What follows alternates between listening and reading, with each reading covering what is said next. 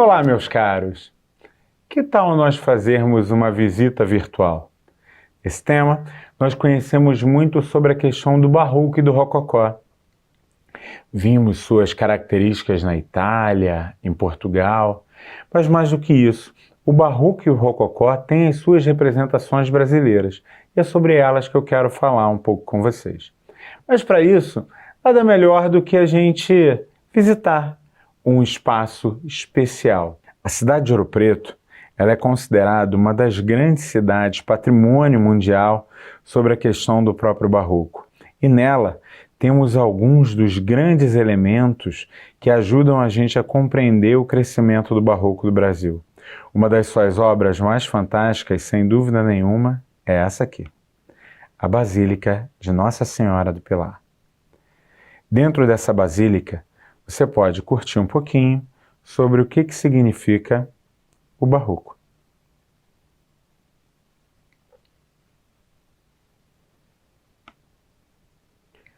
Dá uma olhada aqui comigo.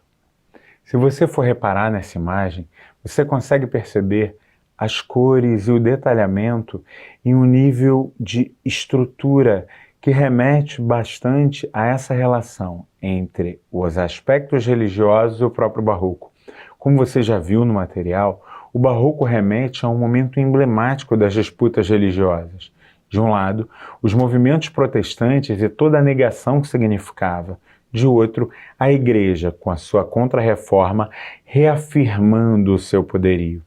No Brasil, a partir da descoberta das grandes minas de ouro, em que ocupou definitivamente o interior do Brasil, passamos a notar um grande exercício de manifestação e organização das cidades. O que o Barroco, de alguma forma, nos remete é a sua grandiosidade, é a ideia de um detalhamento. Cada microelemento cuidadosamente construído. Cada estrutura busca te remeter ao cuidado e o detalhe e a capacidade do homem. É a Igreja se afirmando como uma estrutura poderosa, indiscutível. Muita gente imagina que todo esse detalhamento ele é feito em ouro. É óbvio que é um exagero. A ideia é sim a utilização de folhas de ouro para que você pudesse ter essa sensação de um poder fortemente estruturado, de um detalhamento muito bem marcado. Cada flor, cada planta, cada volta reafirma a ideia de uma imponente força e uma grande maneira, uma grande estrutura de tradição. Na matriz do pilar, você justamente consegue perceber um dos principais museus de arte sacra da nossa história. Nele existem obras de Aleijadinho, mas também de muitos outros autores. Professor, eu estou com uma dúvida. Afinal, Barroco e Rococó são a mesma coisa? Não. No Brasil, nós não temos uma distinção clara desses aspectos. Muita gente, inclusive, opta por chamar de Barroco brasileiro, de Barroco mineiro, de Rococó brasileiro e outras formas desse jeito. O mais importante é a gente notar que toda essa estrutura e forma, ela remetia às tradições do Barroco, pelo exagero, pela forma, pelos detalhamentos. O Rococó vai aparecer na maneira das talhas, em algumas dessas estruturas, mas em outras igrejas. Igrejas como a do Pilar buscam demonstrar o quanto esse espaço é singular. Vamos dar uma olhada no altar.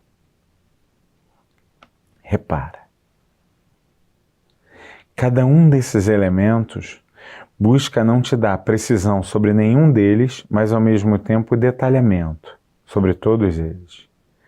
Cada um desses detalhes. O teto é sempre um espetáculo à parte, com imagens sacras que remetem a momentos importantes e buscam, de alguma forma, te aproximar da relação entre a divindade e o poderio que ela quer afirmar.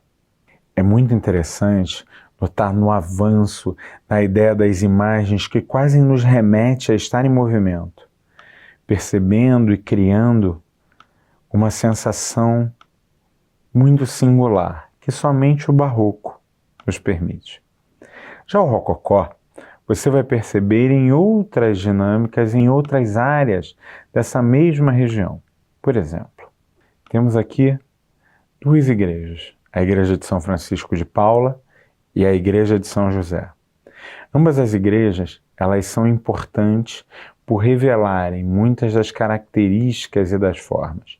Aleijadinho constrói essa igreja e na sua forma estrutural nós percebemos elementos do barroco e da sua própria mistura. Uma outra igreja importante vai ser a Igreja de São Francisco de Paula. Remete à presença jesuítica e também tem estruturado em suas formas muito dos símbolos e dos ícones que a gente consegue perceber. Lembra que eu falei da diferença entre o barroco e o rococó? Dá uma olhada aqui. Comparado com a matriz do pilar, as linhas da Igreja de São Francisco de Paula são mais sóbrias, os detalhes mais alinhados, um retorno do próprio equilíbrio estético consegue ser mensurado e percebido. Essas formas não são acidentais. Buscam, de alguma maneira, demonstrar essa mistura que nos remete à própria noção de Brasil. As lógicas e os elementos, eles buscam mostrar, ao mesmo tempo, uma estrutura mais sóbria, uma linha mais marcada, ainda que sem perceber uma certa movimentação, uma certa dinâmica a ser exaltada. Vamos curtir um pouquinho a própria igreja.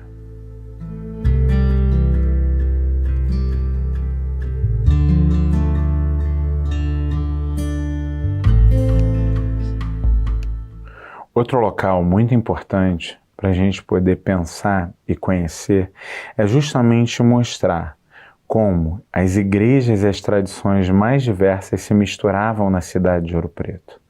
Por exemplo, a Igreja de Nossa Senhora do Carmo é outro excelente exemplar de uma obra muito mais voltada ao rococó do que necessariamente as estruturas do barroco. Reparem na clareza desse teto, na forma como de alguma forma ele tenta impactar, estruturar, de uma maneira em que você perceba um equilíbrio entre as formas. As linhas onduladas, as formas que se projetam continuam muito fortes. No entanto, sem o peso e a estrutura que nos remete à tradição do rococó. A igreja, inclusive, é mais clara. Ela tem um ambiente, dá uma olhada nesse altar. Ela tem um ambiente que nos remete a outras tradições portuguesas que se materializam no Brasil. Por exemplo, essa azulejaria. Dá uma olhada nesses detalhes. Tem um elemento muito importante, a azulejaria portuguesa, que vai ser estruturada de maneira muito forte como símbolo de Portugal, ela muitas vezes é reconhecida como uma tradição brasileira. A partir do momento em que grandes cidades como Rio de Janeiro, Salvador e Ouro Preto constituíam e valorizaram essas formas com a ideia dos grandes painéis de azulejaria, voltando para Portugal como um grande modismo. Independente de onde tenha surgido, é impossível pensar as tradições do barroco sem conhecer um pouco mais de azulejaria. Muitas pessoas acreditam que as igrejas eram constituídas somente pelas suas naves principais, mas na verdade as igrejas de maneira geral eram grandes complexos. Você pode perceber que essa área de uma capela inteira da Nossa Senhora do Carmo apresenta um céu como esse.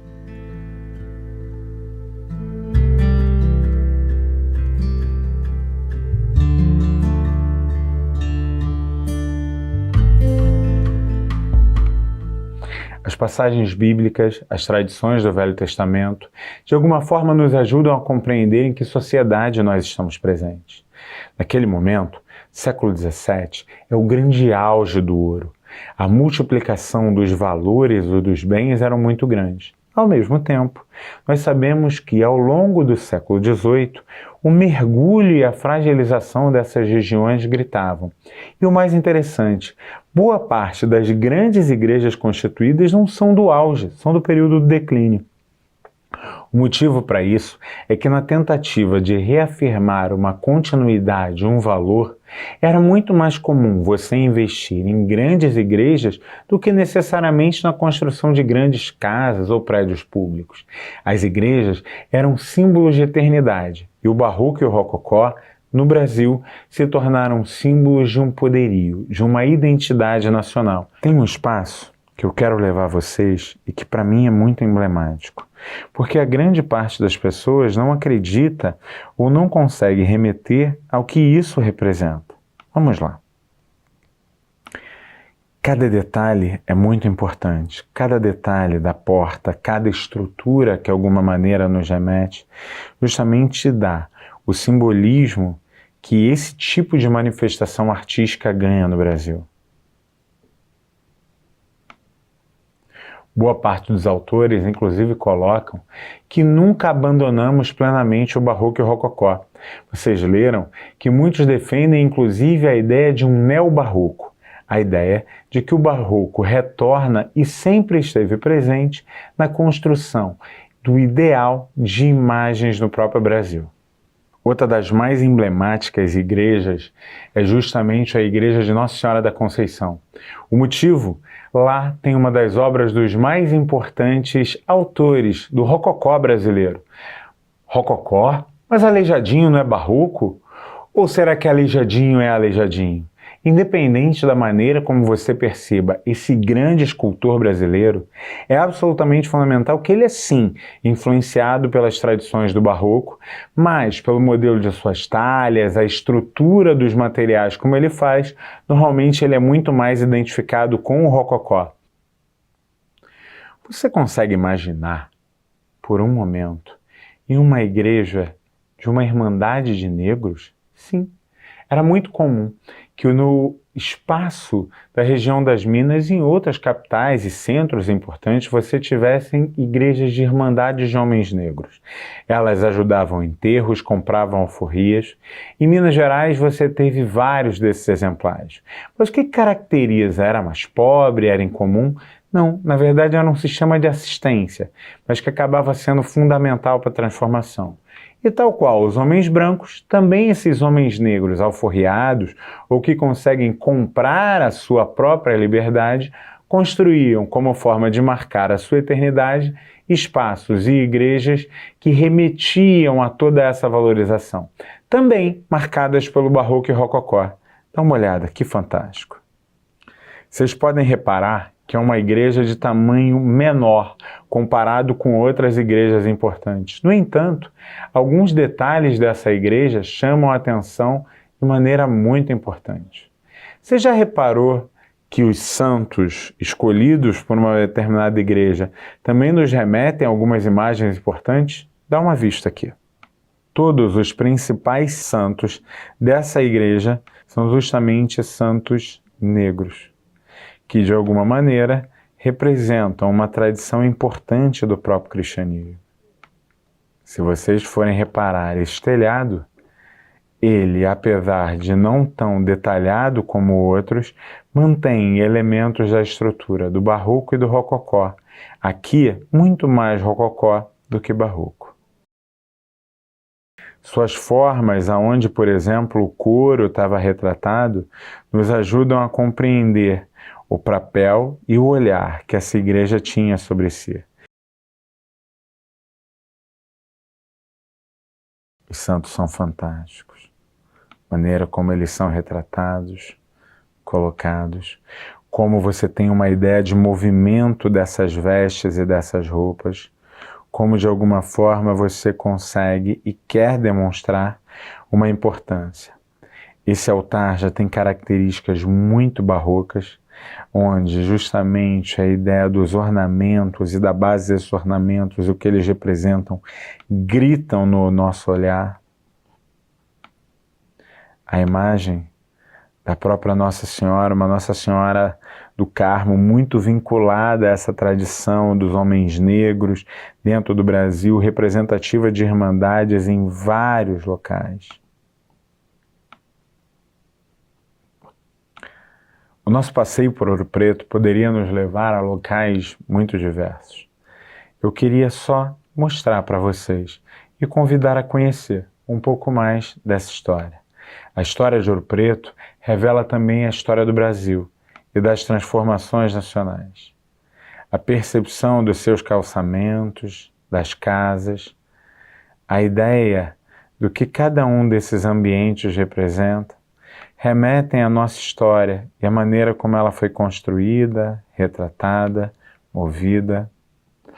A tradição brasileira do Barroco nos remete, sem dúvida nenhuma, à tradição brasileira do ciclo do ouro, aos casarões, à ideia de grandes espaços que marcam definitivamente a nossa história. Vou deixar com vocês um convite.